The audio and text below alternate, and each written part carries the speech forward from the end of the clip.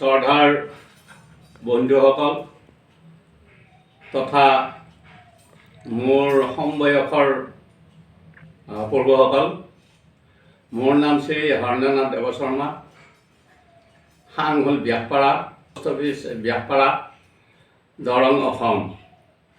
মই বহুত দিনৰ পৰাই এই সুকনানী ওজাৰ লগত জড়িত আৰু মোৰ এই জীৱনীৰ কাৰণে প্ৰাগ নিউজ চেনেলে মোৰ এটা সাক্ষাৎকাৰ লৈছিল আৰু তাৰ পিছতে মানুহবিলাকে মোক কয়, ওজা আপুনি এটা ইউটিউব চেনেল খুলি লওক, তেতিয়াহে আপোনাৰ লগত আমি চিনা জনা হ'ম।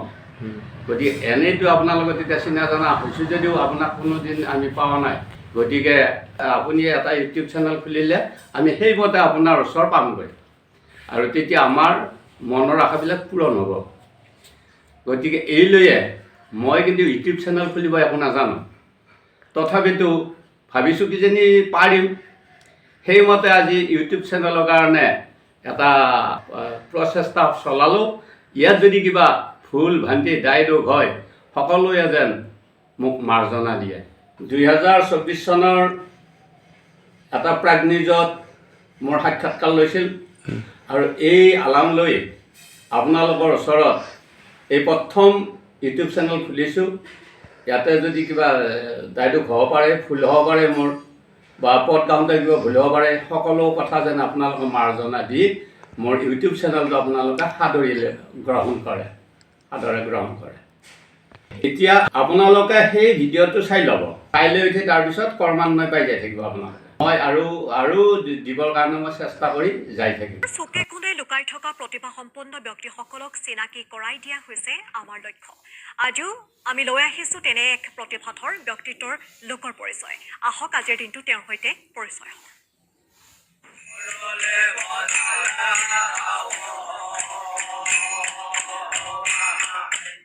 দৰঙৰ অতিকৈ শ্ৰুতিমধুৰ কৃষ্টি সুকনানীৰ এগৰাকী সাধক।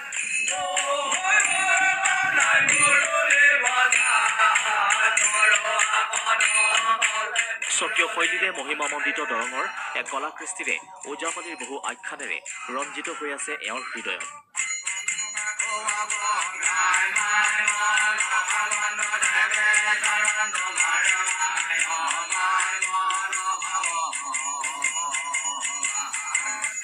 আজিৰ চিনাকিত চিপাঝাৰৰ হৰেন্দ্ৰনাথ শৰ্মা। প্ৰয়াত পিতৃ আছিল হৰেন্দ্ৰনাথ শৰ্মাৰ আদৰ্শ, প্ৰেৰণাৰ উৎস। প্ৰয়াত পিতৃৰ আদৰ্শকে অনুসৰণ কৰিয়ে মনত সুকনানী ওজাপালিৰ বীজ ৰোপণ কৰিছিল হৰেন্দ্ৰনাথ শৰ্মাই। তেতিয়াৰ পৰাই সুকনানী ওজাপালিৰ সাধনা কৰি আহিছে হৰেন্দ্ৰনাথ শৰ্মাই। পৰৱৰ্তী সময়ত কেইবাজনো গুৰুৰ পৰা গ্ৰহণ কৰিছে ওজাপালিৰ আদিপাঠ।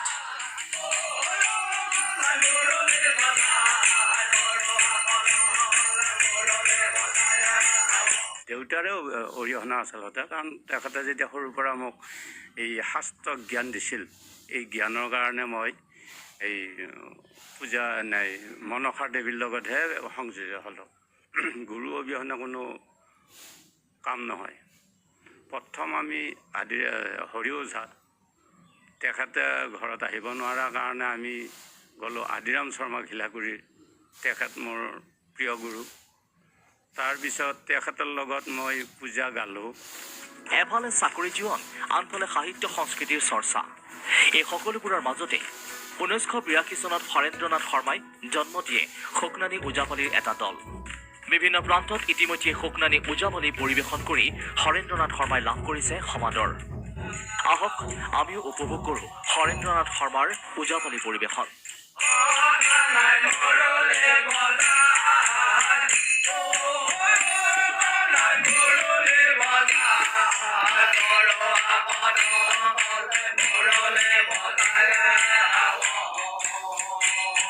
নিজ ঘৰতে নৱপ্ৰজন্মকো দি আহিছে সুকনানী ওজাপালিৰ প্ৰশিক্ষণো।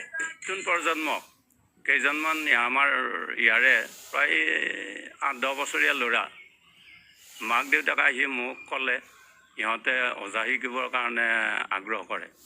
ঠিকে আছে, তেতিয়াহ'লে যদি ওজা শিকিব আগ্ৰহ কৰে আৰু সেইমতে ল'ৰা 5জন আহিছে।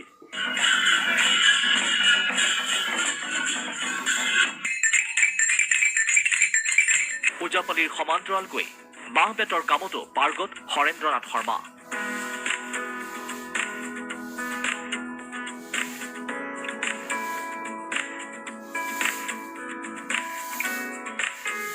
ক্ৰমান্বয়ে সাহিত্য চৰ্চাতো মনোনিৱেশ হৰেন্দ্ৰনাথ শৰ্মাৰ 2007 চনত আপাত উদ্ধাৰ নামৰ পুথিখন প্ৰকাশ পায়।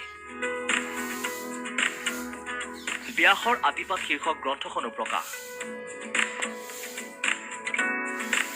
ব্যাসৰ আদিপাঠ বুলি এখন কিতাপ উলিয়ালোঁ।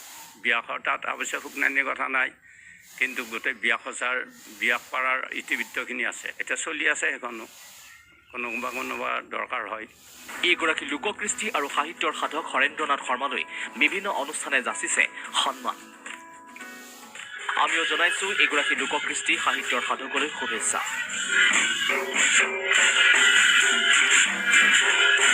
চিপাঝাৰৰ পৰা নিৰঞ্জন শৰ্মাৰ ৰিপৰ্ট, প্ৰাগ নিউজ। ভিডিঅ'খিনি আপোনালোকে পাইছেই যিমান দূৰ বিশ্বাস। আৰু মই অকল সুকনানি অজায়ে নহয়, মই অলপমান বাঁহ বেতৰো কাম কৰোঁ। লগতে মই কিতাপ লিখিছোঁ, এখন আপাত উদ্ধাৰ আৰু এখন ব্যাসৰ আদিপাঠ বুলি, আৰু এখন বৰ্তমান লিখি আছোঁ সুকনানিৰ বিষয়ে।